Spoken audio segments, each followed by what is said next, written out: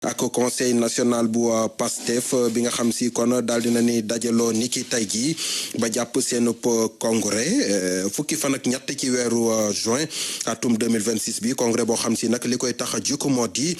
daal di tëggaat parti bi di PASTEF kon ak banqaas yeeg na nga xam si noonee lay daal di doxee ca boobule jotaay moom Waly Diouf Bodian nekk cadre ci biir PASTEF yëkkati fay kàddu ci candidature Macky Sall ca ONU organisation des Nations Unies mbootaayu xeet yi mu ni loolee bu ca demee tamit mënu caa am ndam ndax moom Macky Sall li mu def ci réew mi njiitu réew yi fi jaar yëpp moo ci gën a bonle ak doxalin Waly Diouf Bodian la ñuy teewlu kàddoom. gis ngeen sax ay footballeur yoo xam ne xamuñu sax Macky Sall ñu jóg ne dañuy tànn sa candidature donc xaalis boo ko yoree woo nit jox ko ne ko waxal ma lii vraiment loolu yëpp amul benn solo xam nga lan moo am solo. mooy bés bu demee ba candidature am dugg dina xam ni amul benn solo maanaam mënoo yor nekk ci réew def ci réew ma lu la neex ñii nga rey leen sàcc suñu alal dem ak moom après nga dem ne ONU dañ lay jël ONU ñi ñu fay jël dañuy reconnaître yow sa yenn valeurs yi mooy tax ñu jël la comme secrétaire général de l'ONU mooy soit da nga am pas-pas ci démocratie dafa am loo gëm dafa am ay valeurs dafa am nu ñu la nawee moo tax ñu lay yóbbu mais du kàgg ni da nga mës a nekk président de la république rek président de la république rek doyul nekk ci président de la république reporter ay élection lu ne nga def ko maanaam way wu gën a ñaaw ci président au Sénégal Macky Sall moo ko am kooku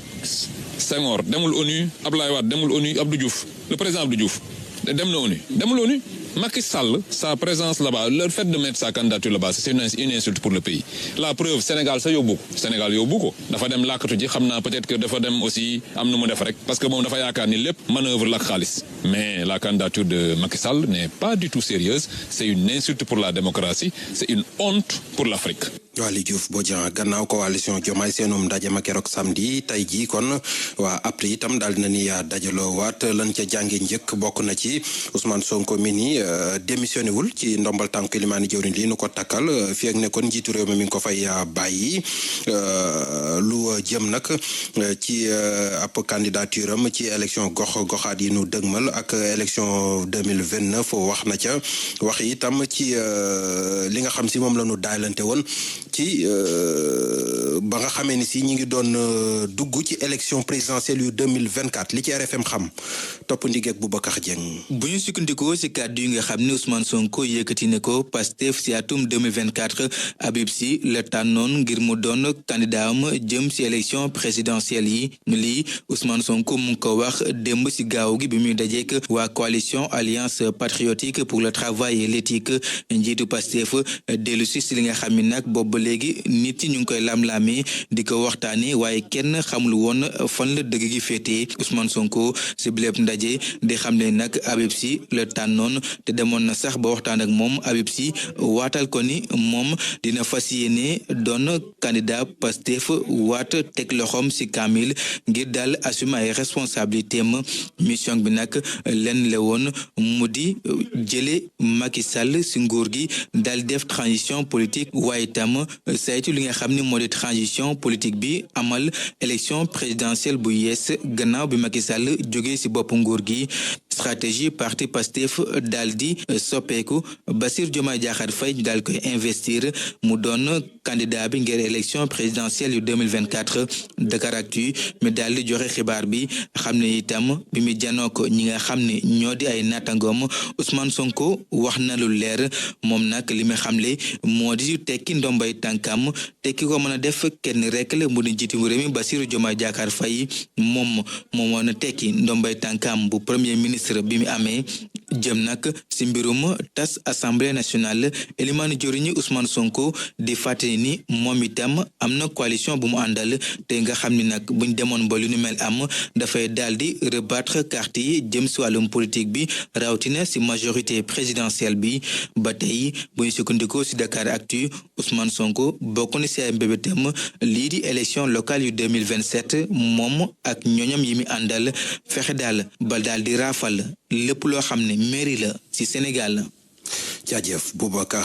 Dieng ñu wax ci dossier PAO ak Thierno Alassane Sall mi ko ŋàbb boobaak léegi yóbbu na ko ci Espagne porté fa plainte nag courant bi ci kaw gi la nga xam si moo ci am ne ndëngate faaw mu leer moom jiitul République des valeurs doon amal janloo ko taskatu xibaar yi foofee kon la daal di wax ni lu jëm ci négocier waat secteur des mines bekk li ci Elimani Diawriñ wax gëmu ko Mohamed Jojo. dossier PAO ci kanamu yoon lay leere bu ñu sukkandikoo ci Thierno Alassane Sall président bu République des valeurs bi ne déposé na ab plainte foofee ci Espagne. suñu 37 milliards yu réer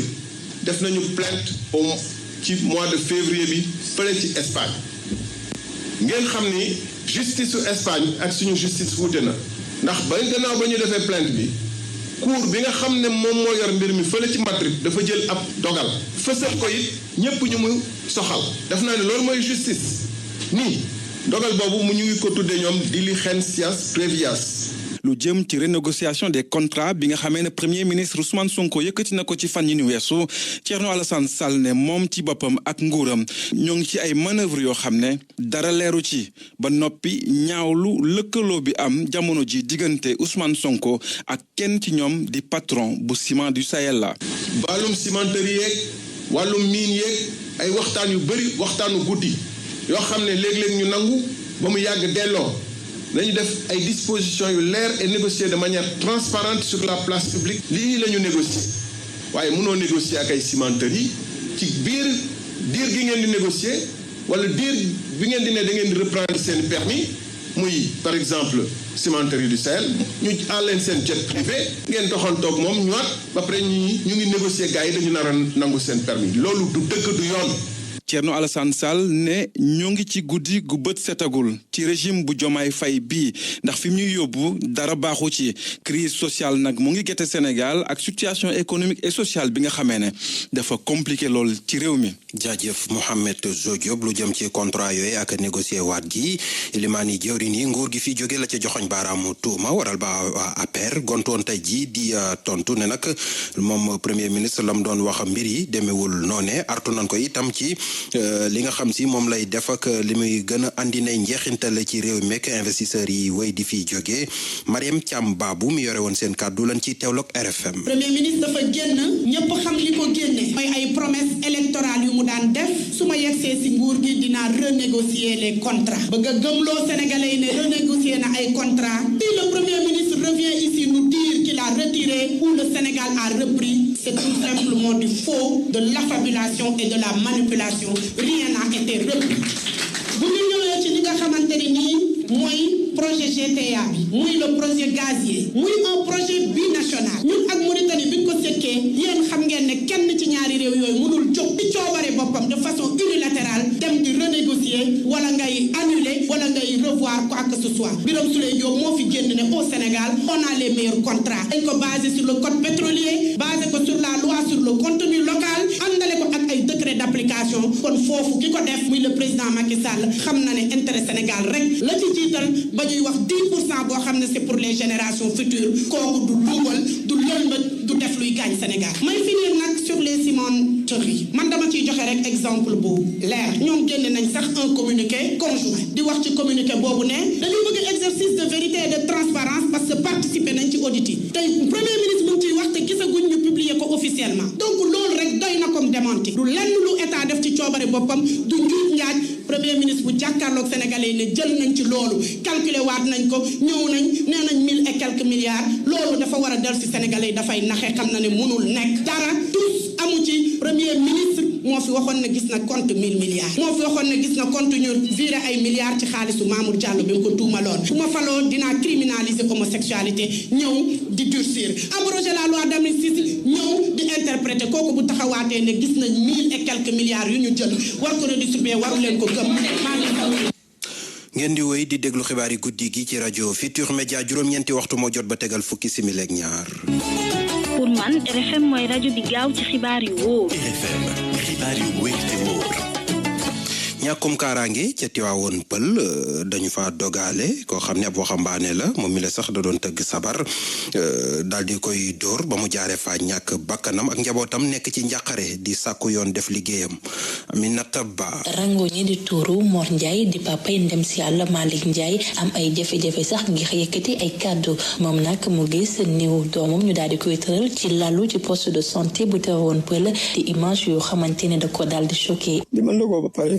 seen ma woo daal ni ma docteur bi daal ni ma ñëwal hôpital di ma demee hôpital mu daal ni ma yow yaa jur Malick Ndiaye ma ni ko waaw mu daal ni ma mi ngi ci biir ma ni ko lu ko dal mu ne ma demal rek ginnaaw yow yaay kilifaam da ngay dalal sa xel rek te xam ni mag nga si laa xam ni nag kii moom génn na àdduna ndax si laa dem tiim ko fekk ñu jam ko ci xol bi mu sedd guy. Malick Ndiaye ay xale yu góor daal di koy jàmm papam di ñëwaat ci li waral bi li ci booy yi àndoon dañ ni nee naan dañ koo romb bi ñu rombee booy yi daal ni ko yéen géwal yëpp ay góor jigéen yéen léegi sama doom ji moom du bàyyi yooyu di dem koo ni góor jigéen nga moom day xeex ak yow ci la xeex ak moom keneen ki fekk benn taabal bu nekk foofu mu jël paaka bi ci la ko jam ci xol xam naa booy yi biñ koy yëkkati di ko yóbbu hôpital di ko daw ni mu doon dawee noonu ci la dem mu ñàkk bakkanam. génn fa àdduna bu gaaw bu Malick Ndiaye ci quartier Daaru Salaam daal di indi nag njaaxare ci ñi dëkk ci Tiwaawoon Pël ñoom nag ñu ñaawlu ñàkkub kaaraange bi am ci seen gox bi ñu woo nag autorité yi ngir ñu daal leen di defaral ab commissariat de police wala sax ñu yokk doole brigade de gendarmerie bi. day indiwaat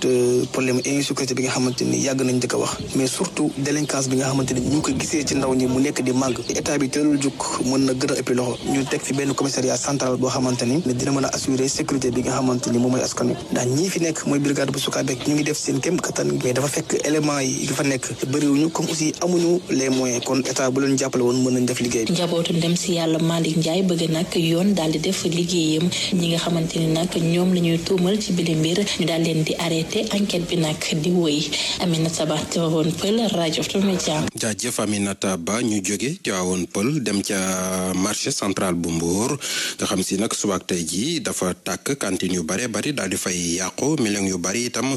daal di fay defub doom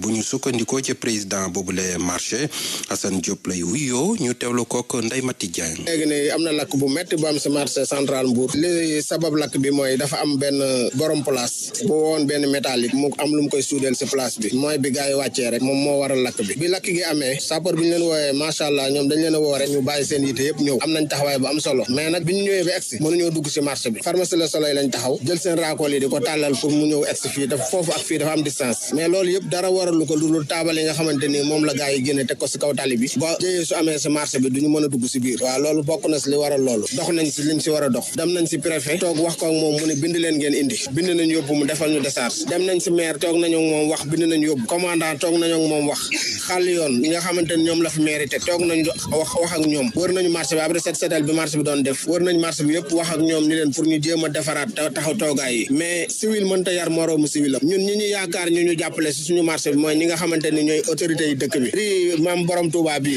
ak ri maam Alaaji Malick ñaari mbedd yooyu vraiment sonal na waa marché bi trop waa li fi yokk yàqu moom wax dëgg yàlla bi ñu ñëwee rek ñi nga xamante ni ñoom laaj nañ leen nee nañ place bi nga xamante ni fi la lakk bi déparé lu mu dee soo ko xayma lu mat 5 millions mu ngi fi woon te yeneen place ñoom ñoo ko ëpp fuuf te ñoom ñëpp a yàqule génn lewuñu dara liñ taxaw ne si mbalit la mënoon naa gën a met ndax su jàlloon si biir marché bi rek musiba am amul benn client boo xamante ni yaa ngi dugg si biir marché bi soo duggee si biir marché bi commerçant yi fi ne téyeer yi ñëpp dañuy nelaw kenn liggéeyul ku ñëw si buntu marché bi nga yem wàññeeku loolu nag bëgg nañu état bi dimbaliñ si bu baax ak foire yu bëri yi nga xamante ni mi ngi si dëkk bi.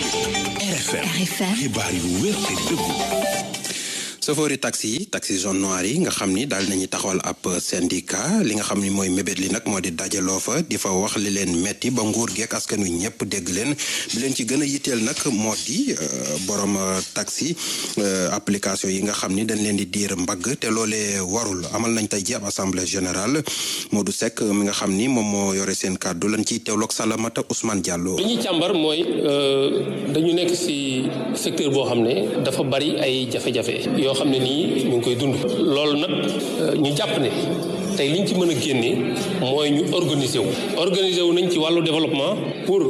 fexe oto yi nga xam ne nii moo fi nekk nga xam ne ñu màggat ñu renouveler leen mais gis nañ ne jafe-jafe bi ñu gën a am mooy manque de considération boo xam ne nii jox nañ ñu ko jafe-jafe bi ñu gën a am aussi mooy problème mu régulation ci suñu secteur nga xam ne tey ñu ngi concurrencer côté bu nekk di agresser suñu métier côté bu nekk waaw toujours dañuy continuer suñu organisation parce que balaa syndicat bi taxaw sax fekk na ñun ñu nekk ci ay plan d'action parce que yéen ñëpp xam ngeen ne 2025 ci wàllu xeex transport irrégulier porté woon nañ plainte plateforme yi nga xam ne ñoom ñoo fi nekk di exercer métier transport illégalement du ma tudd seen tur waaye yéen ñëpp xam ngeen leen ba ñu demoon tribunal te tribunal malgré avec décision bi mu jël favorable luñu mais dañuy continuer combat bi mooy benn dinañ interjeter appel waaye aussi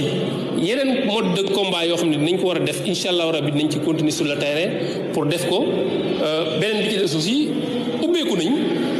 ubbeeku nañ ak autorités yi pour waxtaan ak ñoom ci réforme yi nga xam ne war nañ ko def ci transport yépp pour transport bi jaar yoon surtout nag ñu mën a réguler transport bi pour ki war a def transport di ko def. ñu daaneele ca Touré Bond ca département bu Diourbel ak jigéen ñi nga xam ne bëgg nañoo gën a moom seen bopp ci wàllu koppar waral nag ñu daal di dugg ci wàllum yarum ginaar ak lépp lu jëm ci ay. xale yu góor yi day jox nañ liggéey bi bopp bu baax a baax ba tax ñu ngi ciy gis seen bopp. bagage ak i ripaas ak koraay dox nañ ñu ñaara nag boobu ba léegi si ñoo ngi liggéey di si gis suñu bopp biñ jaayee ñaari diirib ñaari nag yooyu ma de ba léegi jënd naa ñetti nag am na njariñ trop macha allah ñoo ngi leen sant di leen gërëm pare nañ ngir gën a avancé dimbale suñu yeneen morom ak suñu waaju financement bu liggéey léegi nag am nañ ko ñoo ngi sant yàlla bu baax dañ daan dem di jënd ji di jaayee ji waaye léegi dematum fenn. liggéey bi mu ngi dox bu baax a baax wante nag pour mu gën a sax gën a jëm kanam fokk ñu former ñi nga xam ne ñoom ñoo ciy yëngu la Ibra Kane xamle moo di maire Touré Mbon. tey nag dañ fi daje woon pour tëj formation bi nga xam ne déroulé nañ ko ay weer ci ginnaaw ci njàppaleeg projet Agri Jeunes parce que dañ fi tànn ay ndaw yoo xam ne ñu ngi yëngu ci wàllu élevage ñii di yëngu ci wàllu aviculture ci wàllu sàmm ginaar yi yarum ginaar yi ñeneen ñi di def wàllu commerce mais quand même loolu ñuy liggéey noonu dañ leen tànn ba pare projet bi ñëw gunge leen benn li ci jiitu ci wàllu financement jox leen xaalis bu ñu war a jënd matériel bi nga xam ne moom lañ mën a defaree seen activité boobu waaye tey nag benn pàcc bi ci desoon mooy formation bi ñu déroulé ko former leen ñoom ñëpp yokk seen xam-xam ci nañuy yore ay nag parce que dañuy def embauche bovine waaye ak nañuy yare ginaar. ak effort yu bëri yi nga xam ne maire Touré Mbon mu ngi koy jëmale ci li nga xam ne mooy xëyum ndaw yi jigéen ñi ak xale yu góor yi de fi mu ne nii mel na ni wàññi nañu tukki dem ci yeneen dëkk yi di fa wutam xëy Bombay RFM Babacar Diop. kon mbokk yi ngeen dal ak jàmm ci xibaaru tàggat yaram mi ñuy daal di tàmbalee football ak championnat local gi ba noppi ci wàllum Ligue 1 ni ki dimanche gi lañ doon tijji 19e journée gi mu am ci nag ay surprise yu ci mel ni Jaraaf ci stade Léopold Sédar Senghor kii di Walidaan da ko daal di fekk si daan ko li nga xam ne moom moo di benn bal ci dara waaye mënees nañu ñëw ba noppi ci haut de tableau bi ndax Gorée ci booram moom dafa doon dalal Linguère dañ daal di témboo 0-0 yi kàddu la seen entraîneur Alimal daal di yëkkati gannaaw jogante gi ci micro Youssouf Bodian. sama première mi-temps bi moom des na lu bëri parce que ñun ñaari équipe yëpp presque jeu bi desoon na daal amuñu woon pour concrétiser occasion am nañ benn occasion rek la ñu am ci corner bi mais malheureusement ñu génne ko mais deuxième mi-temps bi nag si laa gën a mën a am yaakaar ci football bi parce que joué nañ bu baax sunu deuxième mi-temps bu baax lañ def malgré que amoon na ñoom am nañu ay contre yu bëri yu ñu contre mais tamit football moo demee noonu ñun mënoon nañu dugal 2 buts yoo xam ne c'était des occasions en or de belles occasions mais malheureusement ñu raté ko c'est aussi ça notre péché l'année dernière au début c'était bien ñu ngi doon dugal ay buts mais maintenant match bi moom dugaluñu quoi te alors qu'on avait 2 occasions moom très belles occasions mais on va encore continuer à travailler et on félicite tout le monde notre joueur aussi qui s'est un peu pris la tête je le dis ça c'est le football c'est comme ça je vais le dire ça aussi encourager parce que il nous a mis des buts mais donc c'est ça le football aussi. moo doonoon Alimal ak Gorée mi témboog Linguère ñu wax ci jogante gi ñu doon tudd léegi ca stade Léopold Sédar Senghor ndax Jaraaf kon kii di Walidaan la daal di fekki wala boog Walidaan kii di Jaraaf la fekki daan ko benn bal ci dara nga xam ne ak boobi ndam kii di Jaraaf moom ci booram day daal di enregistré ñaareelu défaite boo xam ne day daal di tegloo kii mooy Ousmane Ndoye di coach adjoint bu Walidaan mënees nañu ko teewlu ci micro Gabriel Koli. première victoire bi mooy loo xam ni xam nga ñun Walidaan dañ nekk ci yoon comme nu ma koy waxee ñun dañ nekk ci yoon tëbuñu rek dem ñun dañuy liggéey donc di jouer point par point match par match donc dem nañ benn instant ndaare lañ nekkoon wala avant ndaare boobu ñu ngi liggéey te championnat bi comme ni ma koy waxee tant que jeexul kenn jëlagul paie parce que Sénégal championnat Sénégal moom day tourner rek da ngay dóor jël paie dóoraat jël day romb wala nga wàccaat jël avant ndaare wala nekk bas tableau donc on s'est fixé un objectif que ni nañ jéem a xool 2 matchs yi ñu gagné pourquoi pas def 3e comme on a dit jamais 203 moo doon objectif bi tey ñu ñëw ñu ne pourquoi pas. daan ko benn bal ci dara ca stade Ngalandou Diouf Tëngéej moom ci booram mu ngi fa doon dalal ki nga xam ne moom moo di Sonacos foofu nag ñu wàññi fa daanaka 4 buts donte ñaari équipe yi dañ daal di séddoo poñ yi ndax 2-2 moom la ñu daal di def Soda Thiam ma nga fa woon teewee. Tëngéej football club daal di nay am juróom-ñaareelu match yu mu témboo ci biir terrain wam te moo ni de ñoom Rufisquois yi ñoom ñoo daal di ubbi score bi gannaaw 10e minute de jeu Mame Biram Diaw moom moo fa daal di jaar waaye nag laataa ñuy dugg ci vestiaire yi Seydou Nourou John daal di transformé benn penalty égalisé pour waa Sonacos ba ñu dellu si waatee ci ñaareelu partie bi 55e minute de jeu Biram Diouma daal di dugalaat pour waa Sonacos waaye Tëngéej moom it def lépp lu mu mën ba daal di égalisé moom it ci 72e minute de jeu Mame Biram Diaw moom moo fa daal di jaaraat mu di benn poñ boo xamante ni kay tàggat waa Tëngéej nangu na ko même sax bu fekkee ni penalty bi ñu jox Sonacos d'accord ci moom Malick Daf. li ci am solo mooy joué nañu booy yi dafa ñu bonne entame dugal nañu but après peut-être y a un penalty que l'arbitre a sifflé bon penalty bi xaw na ma jaaxal je ne sais pas si c'est penalty ou pas l'essentiel l'équipe a remis les pendules à l'heure mais je pense qu'après la Sonacos a continué à jouer ils ont marqué un 2e but après on a remis les pendules à l'heure mais je pense qu'avec la balle du 3e but avec Biram peut-être un peu plus de lucidité et d'application il aurait pu mettre le ballon au fond mais tamit ay xale lañu leen ñaax ñu gën a doubler l'effort gën a am constance gën a liggéeyaat ci kanam en tout cas équipe Sonacos bi wane na xar kanam bu baax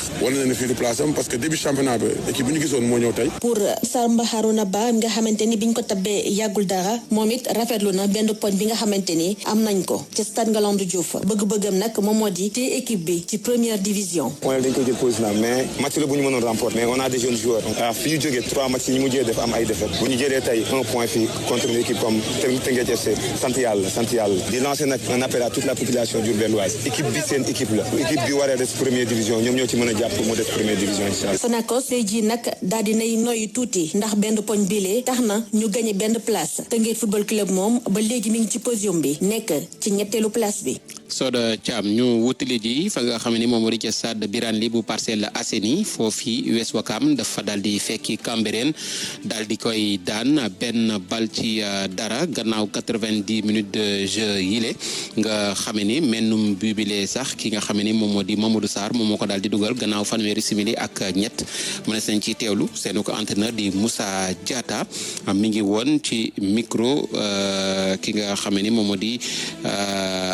Moustapha Fall. xamoon nañu ne match bi day métti parce que bi gars yi waxee derby ma ne leen championnat Sénégal match yëpp derby la du yomb parce que bi ñu ñëwee xam nañu ne équipe bu ñuy jouer défense à 3 lay jouer dañ ko poussé def entame match bi ba mu def ay erreurs ñu dugal bi ñu dugalee nag ñun ñu taxawaay yi pour empêcher ko moom mu jouer donc du coup li ma waxoon samay joueurs rek actuellement les matchs là ça ne du ñu jouer pour gagner mais dañuy gagner dañuy dem pour victoire parce que comme finale la rek une finale comme ni ñuy waxee ça ne se joue pas, ça se gagne et instant yi nii victoire moo ñu soxal victoire la ñuy wut ñu. dam loolu sax xam ni da lay permettre nga gën a yéeg ci kaw tableau bi ah. waaw dinañu yéeg comme ni nga ko waxee rek dinañu yéeg mais le plus important mooy nañu continuer liggéey ñu xam ni li ci kanam moo gën a important non ñun moom dañu bëgg a nekk parmi les meilleurs ñu ngi jouer pour nekk parmi les meilleurs. Moussa Diatta ba tey ci yeneen résultats yi ñu jàpp 0-0 gi dox ci diggante Stade de Mbour ak AS Pikine Dakar Sacré-Cœur HLM Dakar da ko fekki ca terrain am daan ko benn bal ci dara ki nga xam ne moom moo di Casa Sport naka noonu yi AGEL de Rufisque moom daal di gën a dëggatil boppam ci championnat bi gannaaw boo mu fekkee Casa Sport daan ko benn bal ci dara programme gi mardi lañ koy daal di tëjandi boobu 19e journée ci diggante Guédiawaye ak Génération Foot waaye ci classement bi jamono ji tembe AGEL nekkati ci bopp ba gën ca taxawandi am fanweeri poñ ak juróom-ñeent te kii di Gorée moo ne ci ñaareelu place ba am fanweeri poñ ak ñaar Tëngéej moo féetee jamono ji ci ñeenteelu place bi le am ñaar fukki poñ ak juróom-ñeent rawee ñaari poñ yi équipe di Casa Sport ak Walidane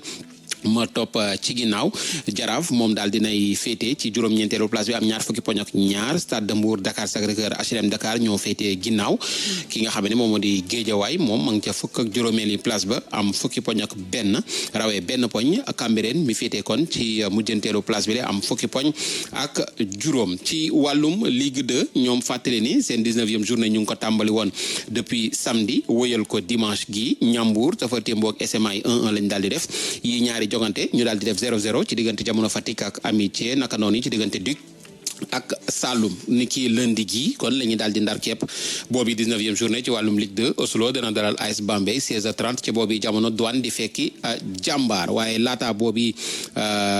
yooyu ñaari jogante ci classement bi jamono ji ñu fàttali ni AS Douane moo féetee kaw ba tey donte am na benn match en retard am fanweeri poñ ak benn SMA moom ma ngi ca ñaareelu place ba am fanweeri poñ rawee benn poñ AS Saloum rawee ñaar ki nga xam ne moom moo di Jàmbaar ma féete ca ñeenteelu place bi le ci SFC ak Amitié FC ñoom ñoo daal di féete ci li nga xam ne kon moom moo di zone rouge bile ñu daal di des ci football wutali ji ca bitim réew ak yenn ca ay résultats mënees nañu ko tàmbale ca Angleterre foofu Manchester United dafa daan Aston Villa 3-1 ci benn choc bi doon dox ci diggante Liverpool ak Tottenham dañu daal di témboo 1-1 Pape Matar Sarr doonoon titulaire amal match bu am solo ba tax ci jeexitalu match bi entraîneur am sax daf ko daal di fekk ci terrain bi daal di koy féliciter Crystal Palace ak Ismaïla Sarr titulaire itamit dañu daal di témboo ak Leeds 0-0 la ñu daal di def Barcelone ci booram amal ak doxantu ci digganteem ak FC Séville ca Espagne juróomi bal ci ñaar wax ca France nga xam ne foofi Strasbourg dafa témboo 0-0 moom ak Paris FC bu Moustapha Mbow Lyon bu Moussa Niakhaté témboo ak Le Havre ba mu fekki Le Havre bu Rassoul Ndiaye 0-0 lañ daal di def wala Toulouse bu Pape Demba Diop mi daal di fekki Metz bu Habib Diallo daan ko ñeenti bal ci ñett tàggat yaram kon fii la ñu daal di mag yéen ci xibaar yooyu jaajëfal leen bu baax ci ànd bi waaye dañ leen di daal di fàttali rek ni fii ak ci kanam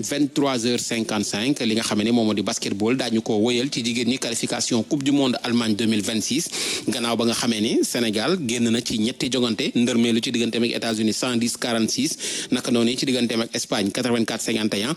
daal dinay am ndam ci kaw Nouvelle-Zélande 61-45 ñetteelu joganteem ba tax niki ci kanam dana amal ñeenteelu joganteem nara dox ci digganteem ak Porto Rico mi dalal boobi compétition